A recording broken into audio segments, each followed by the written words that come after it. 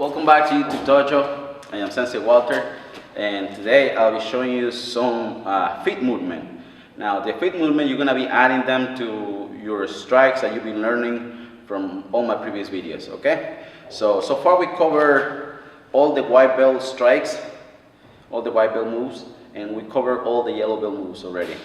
The last thing I have to cover for yellow belt will be blending, which I'm gonna show you with the help of another student, maybe sometime next week, just because I need to have someone here to show you blending. And blending is gonna be the first technique that you learn for the part of the Aikido of the style that I practice, okay? For my style, the name of my style is called Shinjitsu Do Karate, which means the way of truth through the empty hand. The way of truth through the empty hand, okay?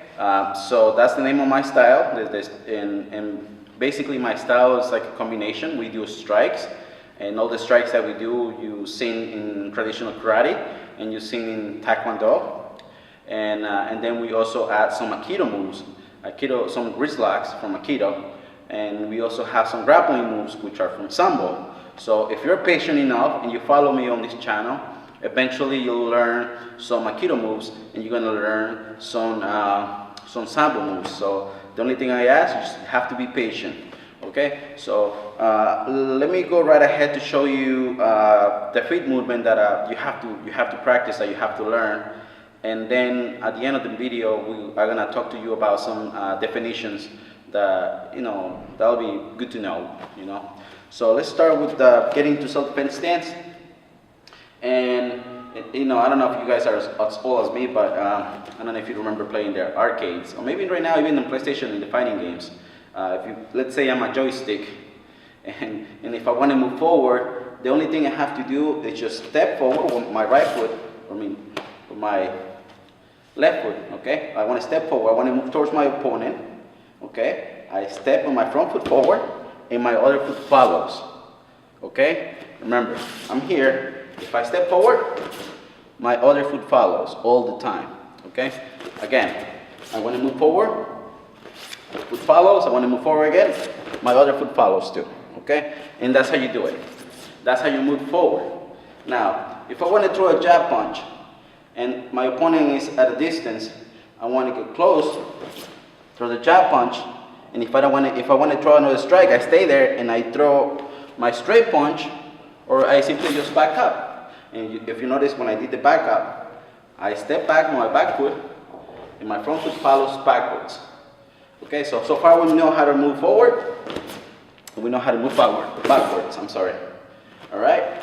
Now, I can also move to the side, but when I move to the side, I want my front foot to lead the way, and I step this way, and my other foot follows right behind. Okay? If I want to move this way, I want to start with my back foot, move it this way, and then my front foot follows. And the reason why we do that is because we never want to cross our feet. Okay, if I'm standing like this in self-defense stance, and I want to move this way, and I happen to step back, to step that way with my back foot, at this point, if you notice, I'm crossing my feet. If somebody punches me right at this moment or kicks me right at this moment, most likely I'm gonna fall because I don't have good balance.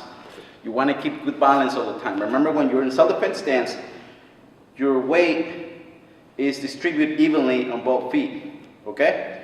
You distribute evenly on both feet, so that's why we never wanna cross our feet. So the same thing, if I wanna move to the side, okay? I never cross my feet. I never cross my feet, okay? When I move forward, never crossing my feet, move backwards, never cross my feet. And basically, you can even go around in circles if you want, never crossing your feet, okay? And that's how you add feet movement to your strikes. Again, get close, here, step back, here, step back, kick here, okay? And this is how you add feet movement. So every move that I show you was done in place. But now, let's say you want to practice front kick with the front leg. Step in, kick, step back. Front kick with the back leg. Step in, kick, step back. step in, jab, step in, jab, straight, step back. Okay? Move to the side, move to the side. And that's how you add feet movement to all the techniques. Once you become, usually in our style, on orange belt, that's when we start the sparring. Okay? That's when we start the sparring. And the sparring is basically practicing a fight. Okay? How to fight. It's the closest thing to fighting. We have to wear protective gear if you're a beginner. And once you have experience, you can, choose not to wear sparring gear. That's totally fine, because I'm sure you're gonna have a lot of control by then. But that's how you add the footwork to your strikes. So we have a bunch of strikes. You got to figure it out. I show you how to move. You can either also move, in between the X. Let's say I have an X right here, or a cross. This is the cross right here. Okay. I can move also in between, 45-degree angle. I can move here. Okay. Same thing here. I can move this way, but I'm switching my feet. Okay. You can move there, or you can move that way. Okay. Remember, whenever you're moving, you do not want to give your back to your opponent. I don't want to give my back to you. If I do, I have a few techniques that I can use, like back kick. But normally you don't want to do that. You don't want to give your back to your opponent. Remember, keep your hands up all the time. And here are the definitions that I have for you for this video. First definition, the word karate. Karate is a Japanese style, and the word means empty hand. And when you guys think about this word, which means empty hand, why was karate created? Well, probably karate was created. This is what I'm thinking. This is this is my guess. That karate was invented to fight.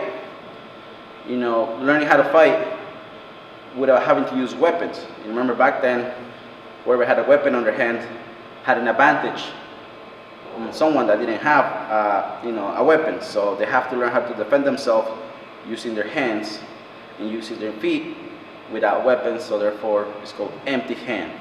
Okay. Now we have another style too, which is taekwondo. The definition of taekwondo is the art of kicking and punching. And I have to tell you, people that practice taekwondo are excellent kickers. They usually practice a lot of spinning, a lot of aerial kicks, and they're really good throwing their kicks back and forth. So that's the one good thing about taekwondo. They got some powerful kicks, and they're very flexible throwing kicks in the air. We have a few aerial kicks that I'm gonna teach you, but I'm not gonna show you the like 360-degree kick or 900-degree kick or anything like that. I'm not gonna go that crazy, but we work with some kicks that I think are very useful and that you might use later on if you have to defend yourself. Remember, next video I will show you how to do blending. I'm gonna show you how to do falls. We're gonna start getting into Aikido, which means the way of universal harmony. That's another style, that's another definition. One more definition, sensei. Sensei means teacher or means instructor in Japanese. Now, if you are, some people like to use the word master, and a lot of black belts will agree with me that they don't like to use the meaning, usually because a lot of people believe that you can never master, you can never be a master because you have to keep on practicing. You never get to that level, basically. And another reason is like I don't like master, just because I feel like the word master means like a meaning of ownership.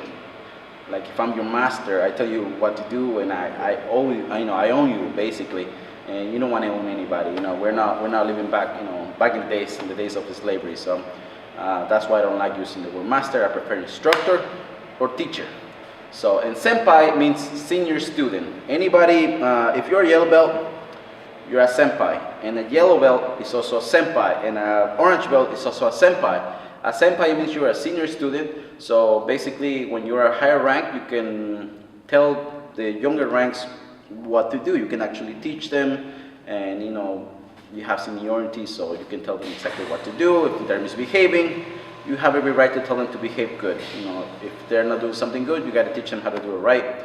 And that's basically how it goes. If like I am a sensei right now, but compared to my sensei, I feel like I'm not a sensei, I'm a senpai to him, because you know I'm just a senior student and he's my sensei, he's my instructor, my teacher.